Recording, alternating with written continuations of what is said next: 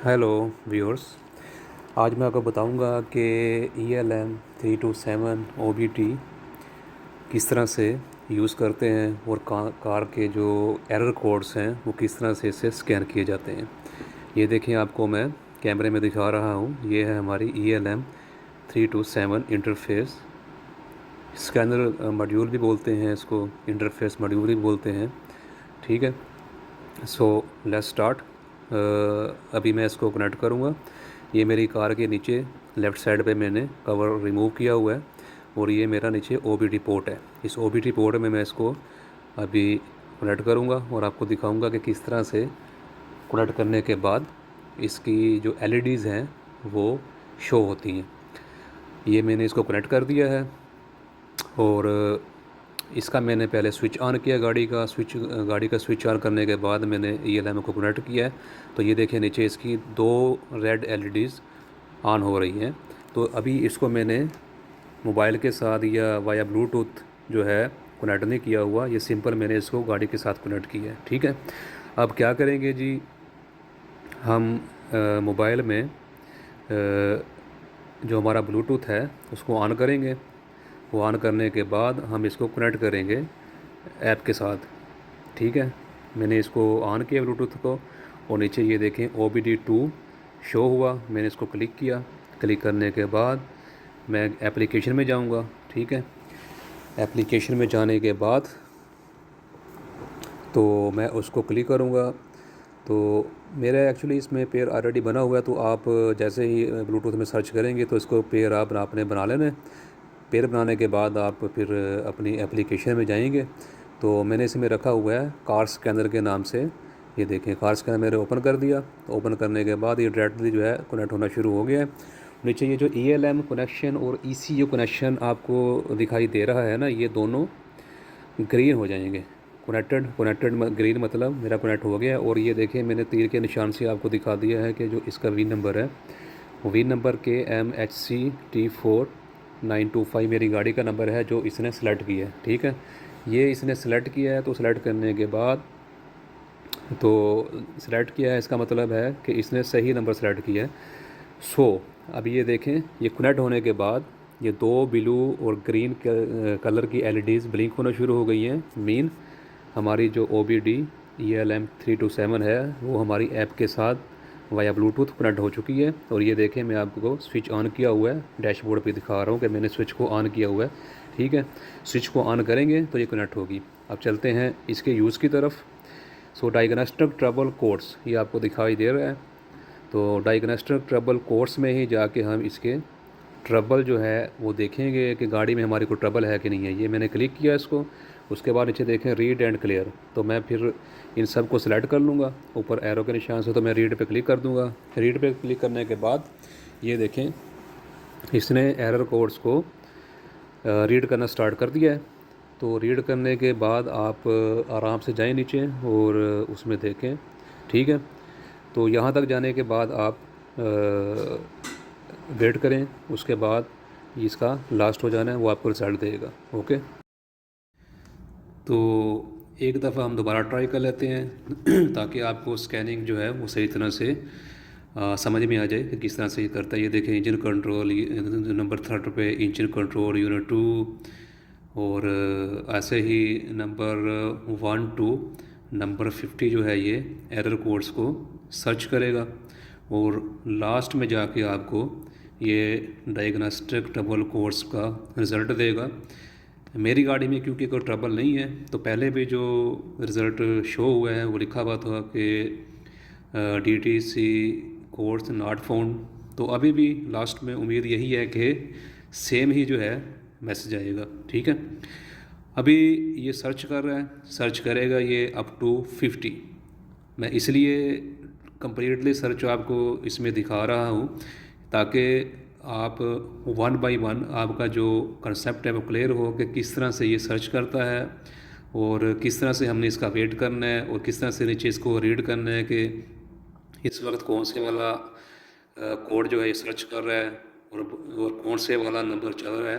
तो ये कम्प्लीटली जो है ये आपको नीचे ऊपर स्क्रीन में जो है वो मैं दिखा रहा हूँ ताकि आपका जो है कंसेप्ट क्लियर हो। इसमें मैं थोड़ा सा स्किप कर दूंगा ताकि हमारी जो वीडियो है वो ज़्यादा लंबी ना हो।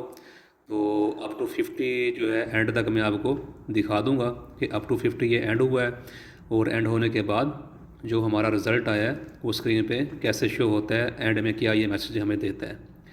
तो अभी हम पहुँचे हैं जी 20 तक। 20 तक पहुँचने के 21 मल्टीमीडिया सिस्टम ये आपको दिखाई दे रहा है, 22 एम्पलीफायर, उसके बाद ये आएगा 23 एक्टिव हुड सिस्टम, 24, और ये मैंने थोड़ा स्किप किया तो मैं अब 49 पे आ गया हूँ। तो 49 के बाद 50 आ गया डैशबोर्ड। तो 50 इसका लास्ट रिकॉर्ड था, ये देखें नो DTC फाउंड। ठीक है, मेरी गाड़ी में कोई इशू नहीं था तो इसने सच एज कोई कोड फाउंड नहीं किया। You can use filter icon in the top right corner to display archive codes और codes return to test results. तो हम इसको क्लियर कर देंगे। क्लियर करने के बाद फिर हम डैशबोर्ड स्क्रीन पे चले जाएंगे। ठीक है, तो हम बैक चले जाते हैं। हमने इनको कल क्लियर कर दिया और हम यहाँ जो है इस ऑप्शन से बाहर आ गए। इसके बाद हम देखेंगे कि इस डैशबोर्ड पे हमें इमिशन टेस्ट दिखाई दे रहा है और सेंसर्स दिखाई दे रहा है। तो हम अभी इमिशन टेस्ट को क्लिक किया हमने। तो इमिशन टेस्ट में ये देखें हर किस्म का जो है मेरी गाड़ी का misfire, fuel system, components, head, catalyst, AC, refrigerator, oxygen sensor, heater, totally test जो हैं वो पास हैं। ठीक है, जितने भी टेस्ट आपके पास होंगे वो ग्रीन कलर में आपको पास में दिखाई देगा। अगर यहाँ पे एक भी टेस्ट मेरा पास ना होता तो वो रेड कलर में नॉट पास लिखा हुआ जाता। ओके, अभी नेक्स्ट जो है जी हम देख लेते हैं कि इसके जो सेंसर्स हैं। ठीक है, सेंसर से पहले हमारा एक डैशबोर्ड का भी है।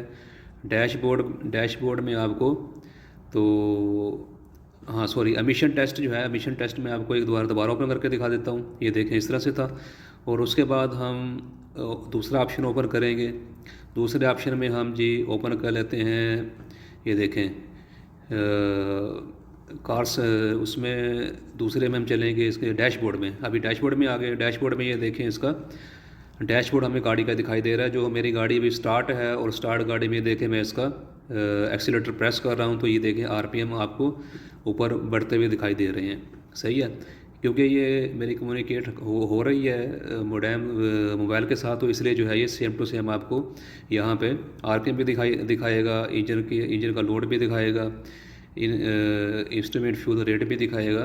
तो हम ये इसी में हम इसको स्वैप करेंगे ना लेफ़्ट, तो दूसरी स्क्रीन इसी में आएगी डैशबोर्ड में। उसके बाद फिर स्वैप करेंगे तो तीसरी स्क्रीन इसकी डिजिटल भी आएगी।